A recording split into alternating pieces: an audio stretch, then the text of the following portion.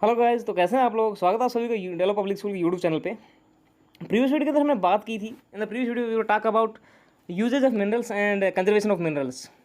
संसाधनों के उपयोग और संसाधनों के संरक्षण की बात की थी कि संसाधनों का उपयोग कैसे किया जाता है और संसाधनों का संरक्षण कैसे किया जाए, उनको कंजर्व कैसे किया जाए। ये भी कहीं ना कहीं एक बड़ी हमारे लिए एक समस्या खड़ी हो रही है कि उनको जो भी रिसोर्सेज उनको प्रिजर्व या उनको कंजर्व कैसे किया जाए। स्टूडेंट्स, ये जो थर्ड चैप्टर आपका, इसमें हम पूरा का पूरा जो हमारा चैप्टर का टाइटल था मिनरल्स एंड पावर रिसोर्स है, तो इसको हम मिनरल्स को कवर कर चुके हैं। जो फर्स्ट जो अपना सेक्शन था मिनरल्स, उसको हम कवर कर चुके थे। और अब हमारा जो नेक्स्ट सेक्शन है, सेक्शन नंबर 2 जो इस चैप्टर के अंदर, वो है पावर रिसोर्स है। तो आज उसको हम पढ़ेंगे, पावर रिसोर्सेज को। यूजेस मिनरल्स और कंजर्वेशन ऑफ मिनरल्स को पढ़ने के बाद हम पढ़ने वाले हैं आज पावर रिसोर्सेज को, शक्ति संसाधनों को पढ़ेंगे। तो शक्ति संसाधन कौन कौन से होते हैं और इनको किस तरह से हम यूज़ करते हैं, वो सारी चीज़ों को जानेंगे। तो बात करते हैं हम, देखें देरी किए बगैर। यहाँ पर एक स्टोरी के थ्रू थोड़ी सी कहानी के थ्रू आपको कुछ बताया जा रहा है, उसको समझे क्या कहता है। देखिए यहाँ पर कहता है, Sunny's mother begins her day by switching on the geyser. देखो क्या कहता है, सन्नी की माँ अपने दिन की शुरुआत गीजर का बटन दबाने से करती है। एक तरह से she iron Sunny's school uniforms before walking him up waking him up. She then rush to the kitchen to the prefer glass of orange juice for. देखो यहाँ पर क्या बताता है, सारी का हम पावर रिसोर्सेज की बात करते हैं, हम शक्ति संसाधनों की बात करते हैं। तो यहाँ पर आपको बताया जा रहा है कि आपके घर के अंदर जो भी इक्विपमेंट हैं, जो भी होम अप्लायंसेज हैं, वो किस तरह से चलते हैं, उनको एनर्जी कैसे मिलती है। तो वही समझाता है कि सन्नी की माँ की दिन की शुरुआत है, सबसे पहले किसी होती है, किसी न किसी चीज़ का बटन दबा रही है, गीजर का बटन दबा रही है। तो गीजर चलता किससे है, उसको पावर कहाँ से मिलती है। वो सन्नी को जगाने से पहले उसके विद्यालय की जो उसकी स्कूल की जो यूनिफॉर्म है उसको प्रेस कर रही है। तो वो प्रेस किससे चलती है, वो आयरन जो है वो किससे चलती है। इसके बाद में वह उसके लिए ब्लेंडर में, जो मिक्सी ब्लेंडर होता है, उसमें एक गिलास संतरे का जूस तैयार करने के लिए रसोई घर में तेज़ी से पहुंचती सन्नी की माँ। तो यहाँ सब आपको ये समझाने को, यहाँ आपको कोई कहानी नहीं सुना रहा, आपको ये समझा रहा है कि सारी जो चीज़ ये होम अप्लायंसेज हैं या जो भी हैं, ये इनको पावर जो है वो कहाँ से जनरेट हो रही है, इनको कहाँ से मिल रही है। आगे देखिए, Sunny's have you finished taking bath, come and have your breakfast, calls out mother while preparing breakfast one on the gas stove of Sunny. देखो सनी, क्या आपने स्नान कर लिया, क्या आप नहा लिए, और अपना नाश्ता करो। सनी के लिए गैस स्टोव पर नाश्ता बनाते हुए माँ पुकारती है। तो ये भी गैस स्टोव को, अब ये आपको ये बताता है गैस स्टोव को एनर्जी कहाँ से मिल रही है। ये सारी चीज़ें कुछ ना कुछ बता रही हैं आपको। स्कूल जाते समय सन्नी जो है बत्तियों और पंखों को बटन करना भूल जाता है, भाई जो स्विच ऑफ करना भूल जाता है, फैन ऑफ करना भूल जाता है।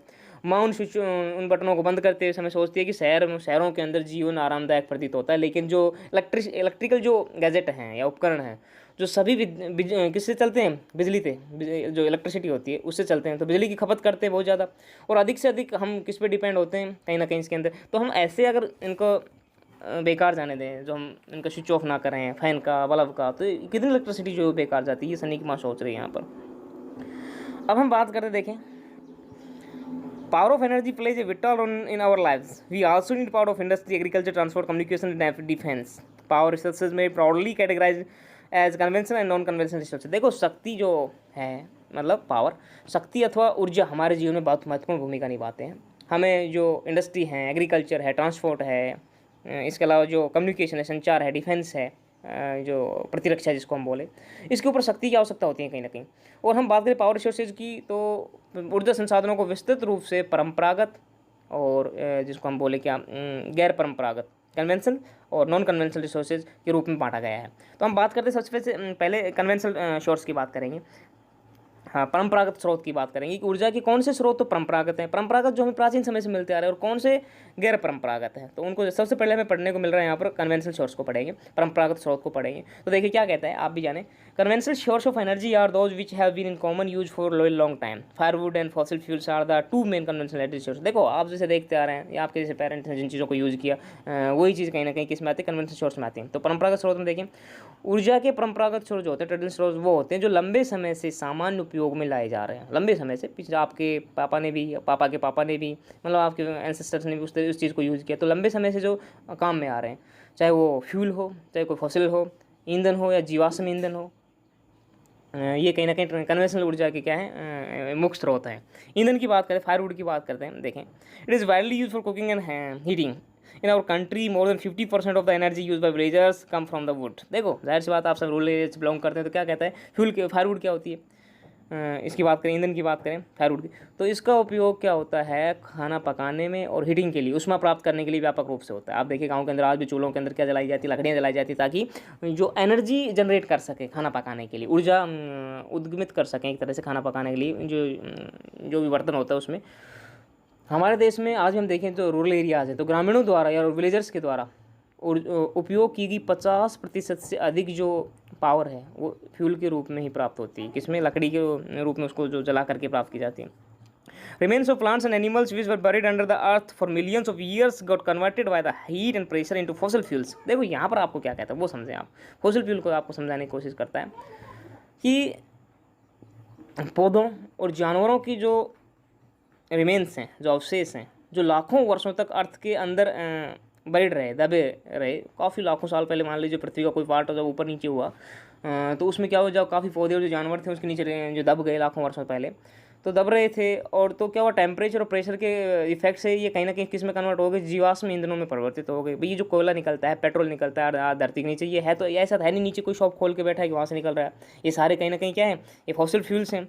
और ये फॉसिल फ्यूल बने कैसे? कभी कभी आज से 1000 लाख साल पहले जब पृथ्वी में क्या हुआ, कहीं ना कहीं कोई फेनोमेन, कोई घटना हुई, उससे क्या कुछ जो पार्ट था, लिमिटेड जो अमाउंट में वो पार्ट था, उसमें से कुछ जो पेड़ पौधे थे, जो प्लांट कम्युनिटी थी या जो ह्यूमन कम्युनिटी थी, ऊपर नीचे दब गए। तो वो दब गए तो काफ़ी इनमें बहुत सालों बाद में परिवर्तन हुआ, कंपोज हुए, जैसे भी हुए, तो ये कुछ ना कुछ इन्होंने रूप ले लिया। तो वही बात यहाँ पर आपको बताता है। आगे देखिए, fossil fuels such as coal, petroleum and natural gas are the main sources of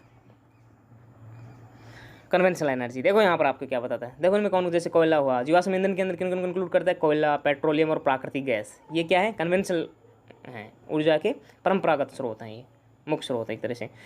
इन खनिजों के भंडार सीमित हैं। हम बात करें कोयला है, पेट्रोल है, गैस है, सीमित है। ये तो है नहीं कि भाई दोबारा से, अब ये दोबारा तो ये जो पूरा साइकिल तभी प्रोसेस में होगा जब दोबारा से घटना होगी, पृथ्वी फिर उथल पुथल होगी, फिर इतनी मात्रा में कुछ लोग दबे, पेड़ पौधे दबे, जब जाकर पता नहीं कितने लाखों हज़ार साल बाद में फिर ऐसा कुछ होगा। लेकिन अभी जो चीज़ें हैं हमारे पास वो तो हम लगातार उनका यूज़ करते आ रहे काफ़ी लंबे समय से, तो वो तो खत्म होनी चाहिए सी बात। हम इतने सालों, इतने सौ सैकड़ों हज़ारों सालों से हम लगे उनका यूज़ करने के लिए, तो ये खत्म हो जाएंगे। नीचे कोई ये तो है नहीं कि भाई इनके भंडार लिमिटेड ही बहुत ज़्यादा है, ये सब लिमिटेड है, अनलिमिटेड नहीं है कुछ भी यहाँ। तो देखें ये सीमित है एक तरह से। और जो वर्ल्ड की जो पॉपुलेशन वो जिस तरह से बढ़ रही है, जिस तरह से इनकी दर से उपयोग कर रही है, तो वह इनके निर्माण की दर से कहीं अधिक है। भाई बनते बहुत कम है, ये इनमें बनने में जो टाइम लगा, अब ये यूज़ इतने भयंकर रूप से हो रहे हैं कि खत्म ही हो जाने एक ना एक दिन। इसलिए ये शीघ्र क्या हो जाएंगे, so these are likely to exhaust soon, बहुत ही जल्दी समाप्त हो जाएंगे, एग्जॉस्ट हो जाएंगे। ऐसे जैसे हम बात करें कोयला की, तो कोयला हम देखिए क्या कहता है, यह भी एक तरह से क्या हो गया, कन्वेंशनल सोर्स हो गया, परंपरागत जो स्रोत हो गया। This is the most abundantly found fossil fuel. ये कहता है बहुतायत मात्रा में पाए जाने वाला जीवाश्म ईंधन है। और इसके यूज़ की बात करें तो घरेलू ईंधन में, उद्योगों के अंदर जैसे लोहा और जो स्टील वगैरह है, या जो स्टेम से जो इंजन चलते हैं, वाष्प इंजनों और विद्युत उत्पन्न करने वालों में इसका कहीं ना कहीं उपयोग की, जैसे पहले इसे रेल वगैरह चलती थी।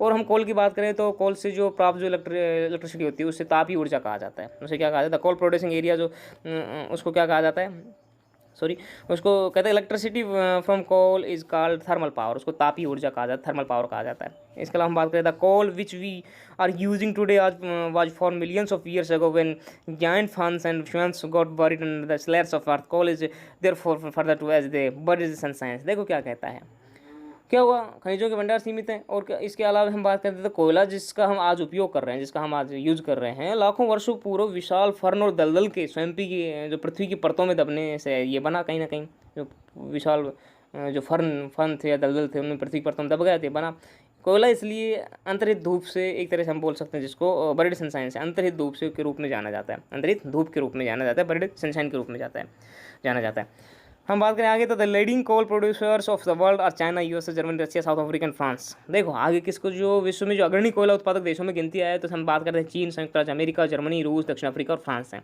और इंडिया के हम बात करें the coal producing area of India, और देखो भारत के भी जो एरियाज है जहाँ पर कोयला निकलता है तो वो कौन कौन से भारत के अंदर कोयला उत्पादक जो क्षेत्र में, रानीगंज वेस्ट बंगाल के अंदर, झरिया धनबाद और बोकारो झारखंड में, ये कुछ एरियाज़ है यहाँ पर कोयला की बहुत मात्रा में यहाँ पर कोयला डगिंग के थ्रू निकाला जा रहा है। नेक्स्ट जो हमारा कन्वेंशनल जो सोर्स रहेगा वो रहेगा पेट्रोलियम। इसको हम नेक्स्ट वीडियो में कवर करने वाले हैं। आज की वीडियो इतना ही, तो जुड़े रहिए हमारे साथ में, अपनी सेहत का ख्याल रखिए। कल फिर मिलते हैं आपसे पेट्रोलियम का जो वीडियो लेकर, उसके तब तक के लिए अपनी सेहत का ख्याल रखिए। Good bye.